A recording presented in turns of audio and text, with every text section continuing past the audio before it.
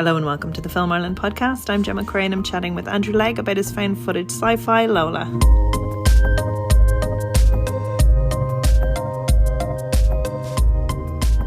So thank you so much for chatting with us. So first up, I think this film continues what has been just a really lovely set of artistic pieces that are creative and engaging that you have set out into the world that I have been really enjoying over the years. And you can really see the growth and the development from one project to another, and you maintain this very strong visual style. Like it was really a joy to watch, and like a really natural evolution from what I had seen of yours before. I was just wondering, in curating that style yourself as a filmmaker, what are your influences? How do you find that voice? Because like, as someone watching it, it feels very strong, but like your voice as an author, it's a very defined visual style and manner of storytelling, and it's really lovely to watch. I think it's probably just created out of necessity. Like, I think that I like doing sci-fi and I like kind of fantastical and I like period. So I like that kind of thing. Like, I like trying to make a movie that goes into another world, and it's quite hard to do that on a low budget. So I think with my shorts, I developed the aesthetic because it was cheaper. Like, to shoot on black and white was cheaper because you don't have to do as much. Like, you can hide more stuff in terms of your design work and all that. You're already like going black and white. You're already kind of transformed into a different world, and so that's one reason. And then I think we just like the aesthetic. Like, I like old cameras and I like shooting on film. And we were lucky in Dunleary because we were kind of the last year to get to shoot on 16mm and edit on Steenbecks. And I just love that. It's just to me, it's much more exciting. So I think it's all just kind of like accidental in a way. It's just an aesthetic I like. So I just kind of work in it. Gorgeous. If that makes sense. Like with Henry Cavendish, my first short, like I did after college, it was much easier to do that as a silent film because it meant it cut out the whole, like, it just meant that I could work with a cool composer, get a really nice piano score, but it cut out the whole expense and stuff of doing like a really cool soundtrack. So it's all necessity, I think. Not to be too cynical, but it also plays very well to an international audience. So you're going to do very well at European festivals, because if you have like the bare minimum of dialogue, it's much easier to watch and engage with. Yeah, there is quite a lot of dialogue in LOLA, I think, isn't there? It's quite a lot of verbs. I'd probably like to have less in a way. Like, it'd be like nice to have more musical sequences. Because it's interesting, because I was watching it at Rotterdam a few weeks ago, and I think we didn't have any subtitles, and I think that was tricky for the audience. Music plays such a heavy role in all of your work. I think I went to see a live orchestra playing to the Lactating Automaton, and that was the Lactating Automaton and Henry Cavendish. We did a live orchestra, and then we had Foley. We had Creagh Doyle. Had like 3 Foley artists on the stage as well doing all the sound. That was amazing. Like, it really lends itself to that again, like that style. Like, and it's fabulous to watch because you're really, as a viewer, sucked into a completely different world. But I kind of want to go back to more of the stories that you're drawn to. Where do you find your characters from, or how do you curate these worlds in your minds before you start to realize? So LOLA would have come out of Chronoscope in a way, because Chronoscope was a documentary about this scientist who could see into the past. So that was kind of the starting point for the feature of LOLA, like the idea of the scientist and making this machine. And then we liked it kind of just from a plot kind of potential point of view, was more interesting that you could see into the future. There was a lot more potential for that in a feature film.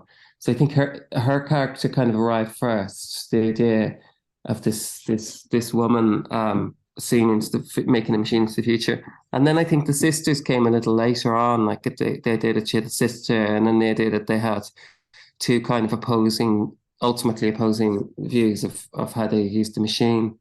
And I guess it's just kind of layered, isn't it? Like you, with your little characters, like you start with one and then you come up with more and you kind of layer it. I think it's just layering it. It's weird actually because the character stuff with Lola, I didn't really kind of click with what they were going to be until the last kind of draft. It's funny. And what is your process there? Do you bring together a treatment and get development funding? Do you write the script first before you let anyone else in? Do you get feedback at certain points? How do you work on your drafts essentially? It's horrible. It's like throwing poo at a wall and seeing what sticks. So usually I'm bashing around the treatment and just throwing ideas down and stuff isn't really working. And then I'm not very good, like I'm not very methodical. I'm not a very good writer. Like it's kind of quite tricky for me. So I just keep on throwing ideas down until I have something that I think works. But with me, it's always I always try and do like a detailed treatment first before I go near a script because otherwise it just gets stuck on page 6 and wouldn't get any further. But I find that the whole process very difficult. So my process, I guess, would be try and poo at a wall, seeing what sticks, getting a treatment, and then once we've got a treatment, then trying to get it into draft stage. But Lola was particularly hard because it was like it wasn't just trying to write a normal treatment, it was trying to motivate the camera in every scene, which was excruciating because it meant that we couldn't really do like really intimate character stuff because you'd be like, well, why would they be filming this? I remember it was just torture. It was horrendous. And actually, the draft of Lola that we shot had quite a lot less than what's in the movie. So when we were in post, we were missing scene. We felt we were missing scenes and stuff with the characters. So we actually put in quite a few more scenes, which were done with audio only because we didn't have any money and also it was locked down, so we couldn't get our actors back. So I don't know if you noticed in Lola, there's quite a few scenes with like the camera's on a pair of shoes or it's on like a bit of sludgy film. That was kind of budgetary reasons. That is genius because I think the format does. I mean, no, like I know you were saying about the kind of issues with that format, but actually that's not something I thought that was this a very conceptual artistic choice where you're leading the audience to create their own visuals, but actually that's amazing. That but the thing about this is it's probably, and I don't want to say too much, so I'm just being very careful about what I say, one of the most justified um formats of the found footage genre that I've seen. It's one of the ones that you're like, actually, this makes a lot more logical sense watching it as a viewer, because I think the whole thing, if you're watching any of them, be them horror or mockumentary, or a comedy mockumentary, you're always kind of questioning the logic of like, who edited this?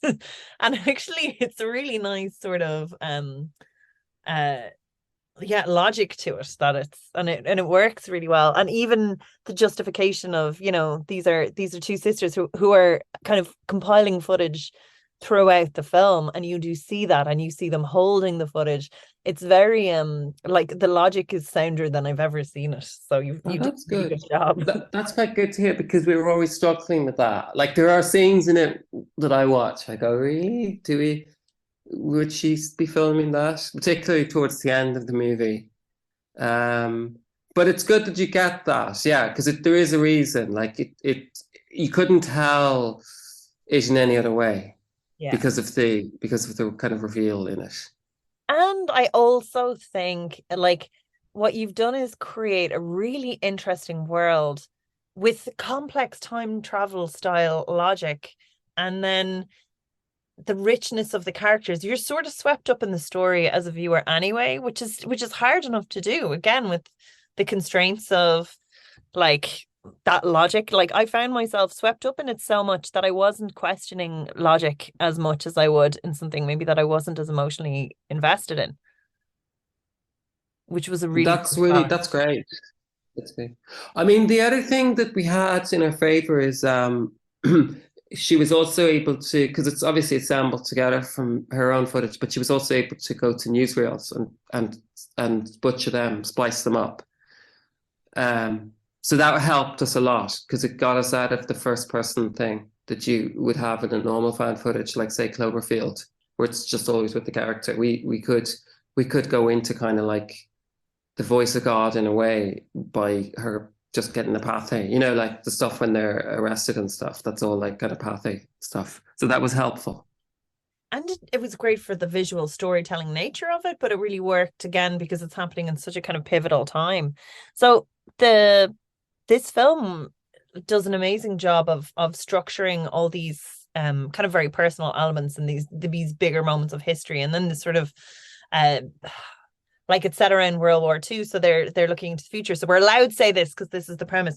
But there is, you know, things start to change and they do start to use this to alter the course of history, and then the plot happens in a way. So just tell me a little bit about how you integrated all the archival footage. Like, was that as expensive as shooting your own stuff, or did you get good deals? Like, how do you go about getting that?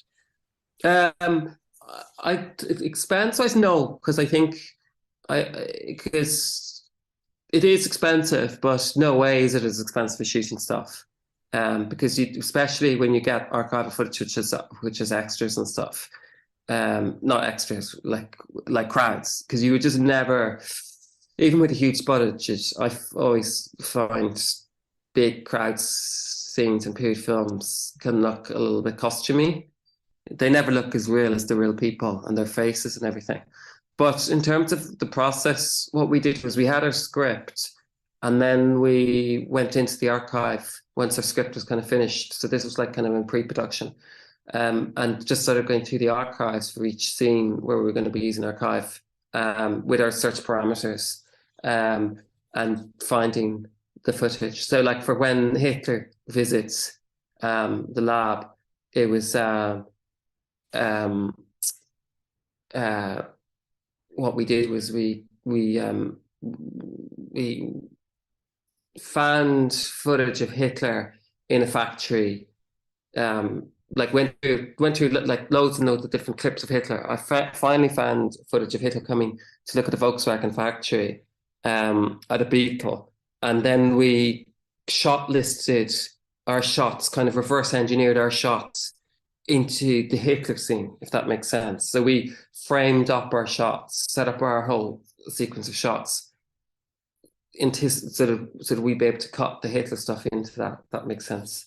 And then rotoscope came out of the stuff. I don't know if that makes any sense. Yeah, so you're kind of reverse engineering it and having it as much more of an organic process as well, that they feed into one another, which is fascinating because there is a real flow to the story. Like you are. Yeah, it was all reverse engineering. So probably a better example is the scene where the two sisters are arrested halfway through the movie, and we've got the kind of the mob outside the courthouse with the balloon, which is Nazi horse. So that was just a kind of happy accident. Like I was looking for footage of like kind of an angry mob outside a courthouse in London. I couldn't find it, but then I eventually found this footage of the guys with the balloons, and we basically what I loved about the balloon thing was that it was going to allow our edit to kind of follow the balloon, and so you can use the jump of the balloon to motivate your edit, your cuts. So once I had all that footage of the balloon, we then went and did a location scout in Dublin, because that's footage was obviously from London, and found a very similar building with the archway and stuff, and set up our extras so that it was kind of matching the movements in the archival footage. And then our production designer Ferdy Murphy got a replica balloon like the one in the footage and had our slogan on it, which was Nazi Whores. And then in post, we were able to take the slogan that was on our practical balloon that we shot and digitally track it onto the archival footage balloon, so the balloons matched. And then it kind of all just matched in really well. So that would be an idea. That would be an example of like finding archival footage, planning a shoot around the archival footage that we had. And so you reverse engineering and then editing it all together. And then it was just a case of grading again, we had the advantage in this movie of because we were shooting it all on film. The rushes came back quite matching already quite well to the archive, so it was really just kind of grading and stuff. So that's fascinating. And tell me then about the score. So it was Neil Hannon was the composer. There was original music. There's some very striking Bob Dylan and David Bowie songs. How do you go about like integrating music in the story, because it's such a vital part of your films? And then tell me a little bit about kind of like doing the alternate future music slash past, and how that came about as well. Okay, yeah, that was fun. So that's kind of interesting. So the draft where I felt like I kind of had a breakthrough, because I was working on different drafts of this film for a couple of years, and the draft where I felt we'd kind of broken through was because in an earlier draft of the movie, the machine couldn't see that far into the future. I think it could only see like a month or 2 months or something, and then but I always loved in the script there was always this idea that the sisters were kind of musicians as well, and then one time I came up with this idea that actually the machine could see far in, but like, you know, like not like kind of grab glimpses. So like if there was some massive hit from the future, the idea that this massive hit would have been broadcast so many times and like all around the world, that somehow Lola was able to pick up those broadcasts. So I had this idea that they were able to pick up like pop music from like the 60s and 70s. And that kind of really helped the script, because then it was like, it suddenly meant that you had these women who were kind of not really time traveling, but they were being exposed to like culture and media from a different era, and how that would influence them and stuff like that. So that was great then in terms of music, because it meant that the women in the story, like our two characters who are musicians, were able to write their own music, but it was like writing music that wasn't like in the 40s, but it was kind of in the 40s, but they were writing music in the 40s, but they were also influenced by like Bowie and stuff. So the idea that they'd have like these little pop influences and stuff in their music. So that was one strand of the music, and that's what you hear at the start of the movie.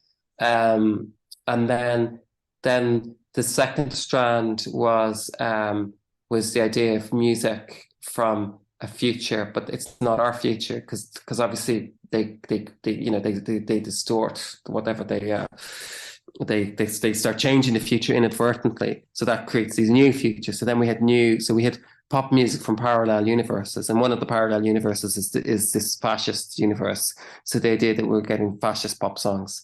So that was all kind of in the script, and we loved those ideas. So then it was then Alan Marr, the producer, he was great, and he was like you should get Neil Hannon. It hadn't even occurred to me that we could get Neil Hannon, and Alan suggested Neil. So we met with Neil, and he was very much it was interesting meeting him, because he just wants to do the score or nothing. Like I think he didn't want to just write one pop song for the film. He wants to do everything, which is perfect, because it meant that we could get him to do all the music that the women write at the start of the movie, which is influenced by media. And then he could write future music, but it was futuristic music from a universe where David Bowie didn't exist, but a kind of like a fascist version of a Bowie. So I think all that appealed to his sense of humor, and also like just the kind of the fun that he was able to play with different styles and stuff. And I remember kind of early on then when we were working on the music videos, he was sending me stuff like, he sent me a YouTube clip of somebody in a museum in Berlin playing a 1920s, late 1920s synthesizer, which is all like valves and stuff that were making the sounds, called Tritonium. So that made this really strange kind of haunting sound, and that's the instrument that we use at the opening of the movie, because Thomasina has built her own Tritonium, which you see her playing. So he wrote this lovely kind of duet piece, which is Tritonium and a piano played together. And then it went from there, and then he sent this amazing fascist pop song, The Sound of Marching Feet, which is by Reginald Watson. And I was kind of expecting, like, you know, like, because in the script there was just going to be a kind of 10-second clip of the song was all we were going to hear. And he just sent me this whole amazing, brilliant, like full pop song, like 2 weeks before we shot the film. So then we obviously wanted to, you know, like when we were in the edit, we actually found a way that we could really use that song to its full with this kind of fascist newsreel that's put together. And then the other songs that he wrote for the movie, he wrote well into like when we were in, so he wrote like 3 or 4 songs before we shot the film, which was great, like with the Santa Marching Feast and also the Truett duet. And obviously the song that Mars sings, because obviously that to be written before the film, and then Stefanie learned that song. And so it meant that we could have playback and all that. And then he and Keane Boylan did the rearrangement of the Kink song, Girl You Really Got Me. So that was again the idea of these women playing Girl You Really Got Me, the 60s song, with a 40s swing band, which we loved. So that was Keane Boylan's band. And then in post-production, there was a few more songs written. So like To the Gallows, originally that scene in the script was just going to be the kind of newsreel, kind of very, very kind of real, just newsreel footage of this scene. But it needed music. And so it seemed like a wonderful opportunity to bring Reginald Watson back for his kind of finale. And that was it. And then there's Elgar and stuff in there as well. But the music was the most fun we had with the film, and sound mixing that all down. Because it gives this just brilliant flavor and life, and really kind of places it, and it's kind of quirky, but it's something that reaches out to everybody. It gives the characters, you know, their passion for music, their interest in it, because like even the fact that they're women and they're just they love music, because like, you know, it's one of those tropes as the obsessive music person who's always a dude, you know, like in La La Land and High Fidelity and things like that. But it's nice to see the roles reverse and have a woman go like, I'm going to play you some great tunes, have a listen to her romantic interest, because it's like it's almost the cliche the other way around. But no, it's just, as a viewer, it's just something that really kind of brings you on that journey and connects with you straight away. So just tell me a little bit about the development of this film, sort of the production elements of this film. So we're kind of touching on the creative bits, but I just want to go into the practical nature of it. So Screen Ireland was a funder scheme. So was it under development first? Did you show pitch documents? Was it co-production funding? How did this sort of get off the ground? I think Screen Ireland has been really good to me, like just in terms of supporting me. And then we started out with like just like a pitchy idea, which was very early on. I went in with Alan. It went on for a while because the drafts were like, it was hard to kind of crack the draft that we wanted to make. We had some earlier drafts which were awful drafts, which, you know, I'm just, thank goodness they weren't made or anything. So it's just kind of doing drafts and until we kind of cracked the draft we wanted. And as I said earlier, like it was the music element that for me cracked it. Then it was probably what every first time feature filmmaker tries to, like, we're trying to get a bigger budget, but nobody was going to fund us. Like Screen Ireland were going to support us, but it was going to be very difficult to get any private money or money abroad. So that kind of restricted us down to the kind of million, just over a million, like the 1.2 million mark, because that's where you're going to land if you're doing a Screen Ireland production plus tax credits plus a little bit of money from abroad. I think you land around 1.2. So that was like a year before. So then I think when we knew we weren't going to get, like, because I think originally we wanted to get like 2.5 million. And when we realized we weren't going to get 2.5 million, I just simplified the script, like kept more of it in that house, just toned down extras and stuff like that, and tried to rewrite the script to the lower budget. And then the process was getting Screen Ireland. Then we got that automatically unlocks the tax credits in Ireland. And then we went to Wales. So we ended up doing a UK-Ireland co-production. So the Welsh Film Fund gave us money. And then Bankside was our sales agent. They came on board about a year before production, and they put a little small amount of gap money in as well, and that brought it up to about I think the budget was about 1.3 million. So that was it. But it's very small for film, particularly when we were doing periods. Like in the earlier draft of the script, we had like way more, like stunt sequences and period cars and stuff, and all that went out the window. Um, and then what else was there? It was 3.5 weeks shoot, which isn't very much. No, And especially because of what you had to get and how you had to kind of interplay it into the archival footage as well. yeah, I mean, we had one advantage there in that we didn't have to shoot all the archival stuff. So I think we ended up. I think with the script, we probably had to shoot over those 3 weeks. We probably had to shoot 60 minutes of film footage, and it's quite a short film as well. So the film is 80 minutes long, but we had to shoot 60 minutes. So the other 20 minutes, say, or 15 minutes, say, was archive. So that was a little bit helpful. The biggest problem or kind of difficulty I have or had with doing like a first feature is like as a first feature filmmaker, you just like make loads of mistakes. Like every day you're just making loads of mistakes. And then you get the rushes back and you're looking at your mistakes and going, oh no, that's awful. I just interest what would that be? Because I would consider you to be so accomplished, and the short films that you have been made on such a gorgeous high scale and to this polished perfection that I'm surprised to hear you say that. Oh no, God, no, no, no. They feel riddled with mistakes. And so my short films, I was always doing pickups and everything. Because it's kind of funny, like the filmmaking process for me, it's like sometimes you kind of have to shoot. Like I could have spent another year bashing the script for Lola around, and I don't think I would have cracked it. Kind of for me, kind of have to shoot it, Yeah. To work it out. In a way, it's like you have to start a fight to know how you're going to win it, if that makes sense. Is that the expression? I don't know. But it's like you have to jump, like you're kind of jumping out of a building and then trying to build a parachute as you're falling. So it's like, because with Lola as well, like I wasn't totally sure how we were going to block the scenes up, because it wasn't a traditional it wasn't just a traditional drama where you're just going to be going in and covering it in a certain way. It was like the scenes had to be kind of covered so it felt like a documentary, but then you also had quite important beats to get in the scenes as well.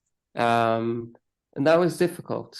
And then the other problem for making Lola as well was it doesn't really have any peer as a movie. Like we weren't able to you can kind of reference a found footage film a little bit, but not really, because it's in a way it's not really a found footage film, as you said at the start of the film, because it's been shaped and sculpted, like it's been edited together by the protagonist. So it's not like she's just left the camera running for 90 minutes being chased by a monster and then we find the camera and we have the story all there. It was like she's edited this film very carefully. She probably spent 3 or 4 months editing it in order to tell the story in a very deliberate way. So it was weird. So we didn't really have reference points, which meant that when we did go and shoot it initially, the stuff that came back for me did not work at all. It felt really drama-y. And we ended up having to, in the edit, when the first few weeks of the edit was hell, because we were just looking at the stuff and it didn't cut. It felt drama-y. We had to invent so much in the edit, I think, to get around the problems of the drama elements and the missing bits. So, like, to give you an example, in the movie, the court-martial, when the sisters are court-martialed? Yeah. So that was originally a 2-page scene, 2 pages of dialogue and script with the judge and everything. And it just, to me, it just felt too theatrical. This, first of all, the idea that they would have filmed the court scene, I didn't quite believe, because they didn't really. And it's just everything about it felt wrong. It felt like theatre. And then also it's like, actually you realize when you're in it, you actually don't need any of that dialogue because you look at the scene and just the picture and you know what's going on. So Yeah. the dialogue was totally redundant. So there was a lot of that in the edit of like going just like this doesn't work, this is drama, but then actually reframing that the courtroom scene now, like it still looks a little bit theatrical to me, just because of that framing is very perfect, which was kind of annoying because I referenced when we did that scene, I was referencing photographs from the period of court martials, and we framed it up exactly like a photograph of a court martial, like a real photograph of a court martial. We didn't use any lighting in it, but it was this really sunny day, so the light is kind of streaming in this ridiculously theatrical manner, and it's weird. It's weird. Like you think something in your head is going to work, and then it doesn't. Yeah, so it's weird. So you think I was convinced that it was going to work brilliantly, and it was going to feel real and natural with the natural lighting and everything like that, and then you look at it in the head, and it's like, oh no, it feels like we're in the theater here. Um, so that was kind of interesting. So then we spent the whole edit basically recutting stuff, like getting rid of like bits of dialogue and all that stuff. And then because we'd done all that, we were suddenly missing loads of stuff. So then we had to invent ways of telling this bit of the story where we mightn't have the actors. But then I was kind of thinking, like, for us, it was quite useful because that's how Mars would have done it. Like when Mars was editing this film together, she wouldn't have had everything. She would have been in the exact same position as us. So she would have had to tell the story with little tricks, like, the animation shot of a map with the things moving around and the voiceover. That was an editing invention because we were just missing that kind of vital kind of, your exposition scene at the start of a caper film where they lay out their plan. Yeah. We hadn't shot that, so that was like an edit thing. So it was very much, I suppose what I'm saying is that I guess setting that to make the production, you had one idea in your head and then that went out the window, and then the edit was all about rewriting the entire thing. It's more how the documentary format works, so it suited the form. How did you feel about sustaining the length, like that length of narrative as well? Like it's quite a hard one to really sort of capture, and you were saying some things played out differently when you from the page to how they manifested on screen. So how do you mean? Do you mean that it's quite short, or you think it's quite long? No. I'm like, how did you find like taking the leap from doing shorts to sustaining the narrative of the Oh yeah, yeah. Um, I think that's fine. In a way, I think a short film is harder. Like I have a harder job writing shorts than a feature because shorts, I think, are really hard to make. Really, because you're kind of like you don't have any time for character, for setting up characters, or like you have to do everything. I think it's amazing. I think it's really easier, like in a way, when you've got more time. It's like that expression about somebody said, when they wrote a letter, they apologized that the letter was so long. They didn't have time to write a short letter. So I didn't have a problem with that. Um, if I was to do another film now and I had a choice between doing a long one or a short one, I prefer to do the long one. Find it easier. Also, because I think it's probably as well, like we watch feature films, so we're so used to that form. Like we'd watch a lot more feature films than short films, so it's just a form that's more kind of that I think that we understand better. I think. interesting. What do you think? Would you agree with that?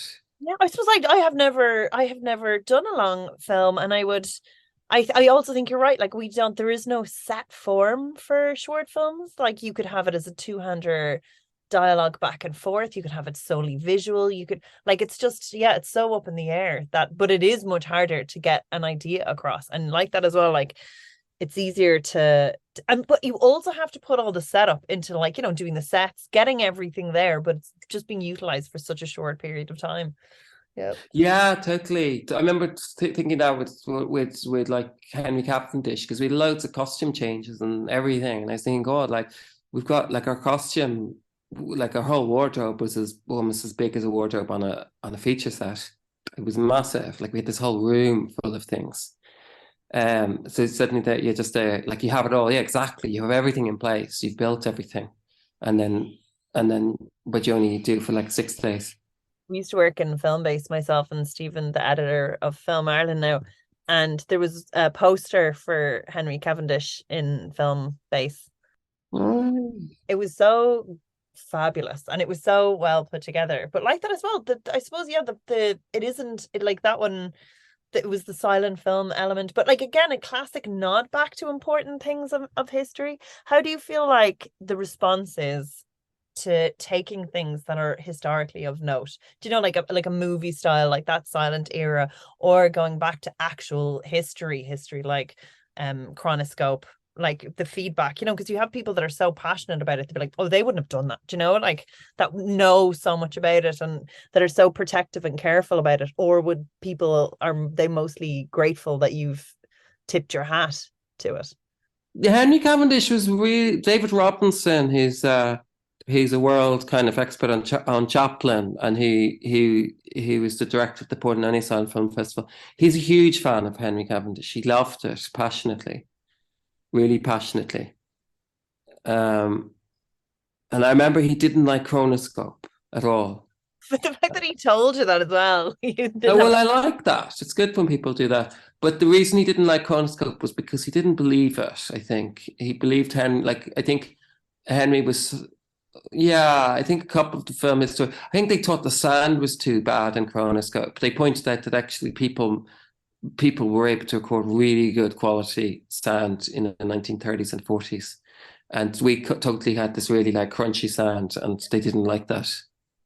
I didn't repeat that mistake with Lola actually, because we really went we really worked hard to create a really beautiful sound for Lola. Okay, like because the temptation with Lola was to do like really crunchy sound and that you wouldn't, that barely audible and stuff. And it was interesting because actually the first day of the sound edit, we were trying to crunch up the sound and we were trying to do the mix in mono, and we spent like half a day doing that, and then we started watching the movie and it was awful. It was so flat. It was like you'd put this kind of lead weight on the movie and you're just pulling it down and you're just watching this thing. Like the whole sequence with the girl you really got me, we mixed it in mono because it's meant to be like a newsreel, and it was just it was like you just smashed the hole in the budget of the movie and took like reduced the budget by a factor of 10. Like it was awful. And so then to Simon, and was our sound mixer, and to his delight, I said, "No way, we're not doing this. We're gonna do really, really beautiful sound." But actually, what he did, which is quite cool, is he does at the start of that kink sequence is actually in mono, and then what happens is once Mars starts singing the song, it suddenly goes into 5/1 sound, and so there's kind of artistic license there where you just explode out into this amazing sound.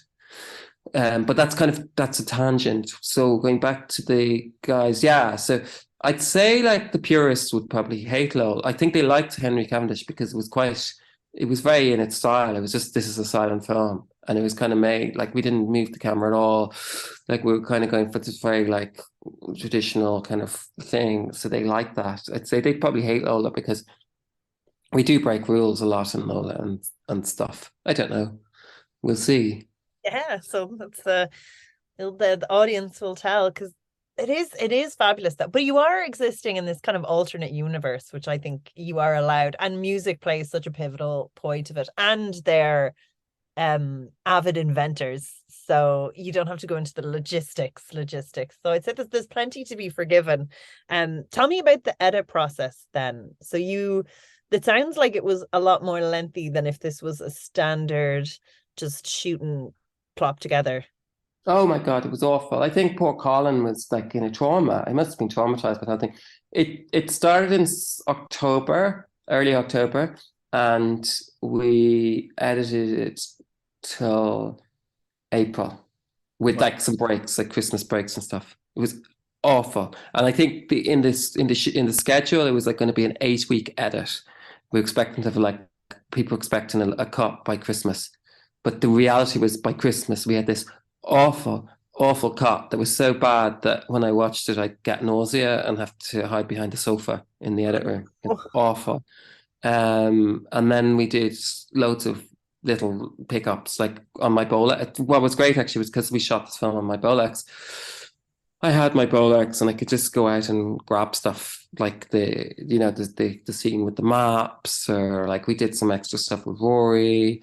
We were able to just try out loads of audio stuff with the actresses on Zoom and then record it properly in ADR, but like just test stuff. They were so that was all just like so the edit was, I think after Christmas we started being able to kind of find ways with it, like it's finding the movie. But I remember it being really awful, the edit. And I remember having a conversation with Colin, and I think what we were both saying about it was that it was like it didn't have any self-confidence. It was just this plodding kind of with the film, just because we were trying to cut to the script and it wasn't working. So we had to throw the script out the window and rewrite it, like in a way, like, and yeah, so that was the editing. So the editing process was that.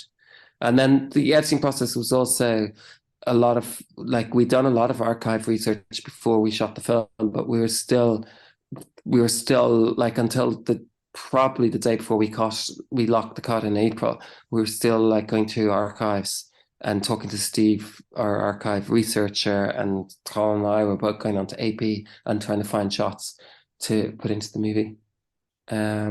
I suppose I'll give you another example. Like in the film, there's this sequence where Mars sings "Girl, You Really Got Me." In the shooting script, that was just going to be a very simple newsreel of Mars in a kind of nightclub in London, kind of hijacking the stage and doing the song, like this kind of fun scene.